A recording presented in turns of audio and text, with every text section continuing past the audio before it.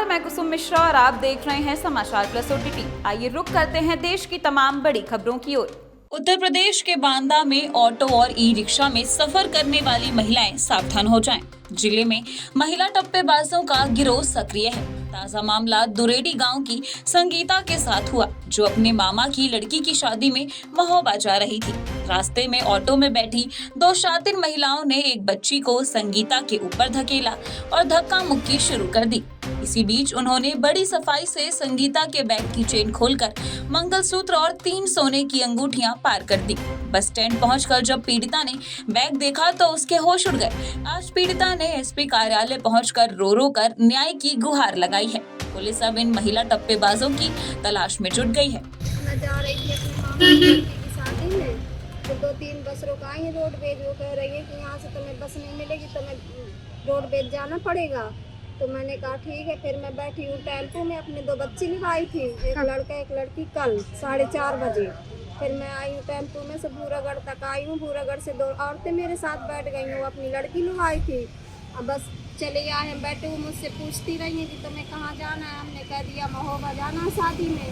बस मेरी तरफ खुद देख रही थी और मेरी तरफ अपना कहीं बैग गिरा रही थी, अपने बच्ची को मेरे ऊपर ढकेल रही थी, कहीं मेरे अपना पैर मेरे पैर में रख रही थी। बस ऐसा करते चली आई। बस वो संकट मोचन में उतर गई हैं। अब मैं उतरी हूँ जाके रोडवेज में। फिर मैंने किराया दिया उसको। जैसे ही बस में चढ़ी, मैंने अपना बैग देखा तो मेरा सोने का पर्स जो जिसमें मेरा सोने का जेवर होगा वो मेरा पर्स गया। तो फिर मैं बस से उतर आई हूँ, फिर अपने घर आई हूँ। मैंने ढूंढा, कहीं नहीं है। तो क्या कहाँ पे आई हूँ? मैं अपने यहाँ पे आई थी, यहाँ पे सब्जी की यहाँ खाने। एसपी साहब के हैं? हाँ, एसपी साहब के आई थी कि मेरी रिपोर्ट दिखाने, मेरा जेवर दिखा दो। आप कोशिश कर दीजिए तो मिल जाएगा। कितना था आपको पूरा जेवर? कितना?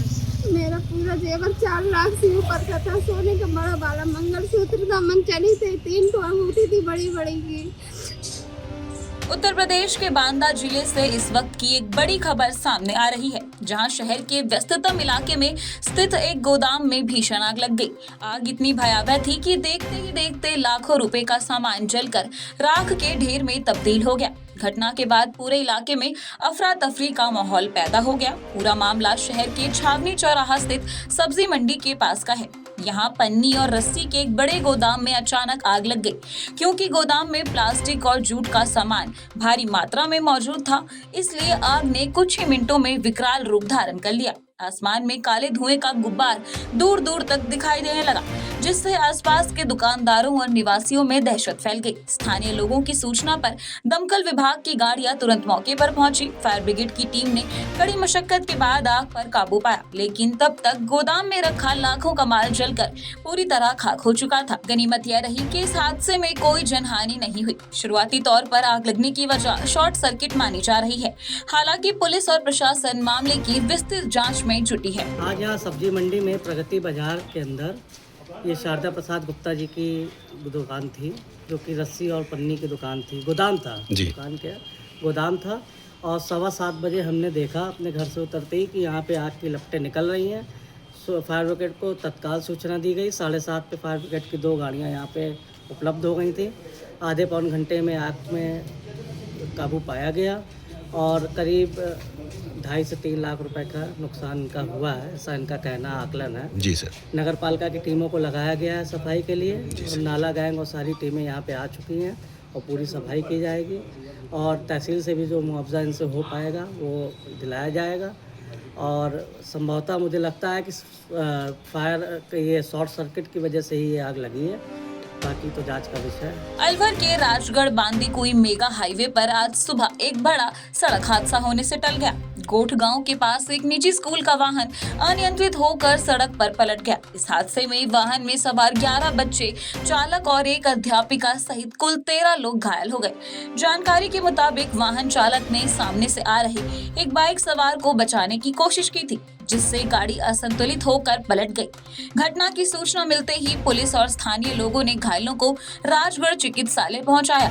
राजगढ़ थानाधिकारी राजेश मीना ने अस्पताल पहुंचकर घटना की जानकारी ली। राहत की बात यह है कि सभी बच्चों को मामूली चोटें आई हैं और प्राथमिक उपचार के बाद उन्हें अस्पताल से छुट्टी दे दी गई। दिल्ली में बिहार के खगड़िया जिले के 2 युवकों की हत्या ने राजनीतिक तूल पकड़ लिया है। दिल्ली पुलिस के एक हेड कांस्टेबल द्वारा की गई इस फायरिंग के बाद आज सांसद पप्पू यादव ने घटनास्थल का दौरा किया। पीड़ित परिवार से मुलाकात के बाद पप्पू यादव ने इस घटना को दिल्ली पुलिस के माथे पर कलंक बताया।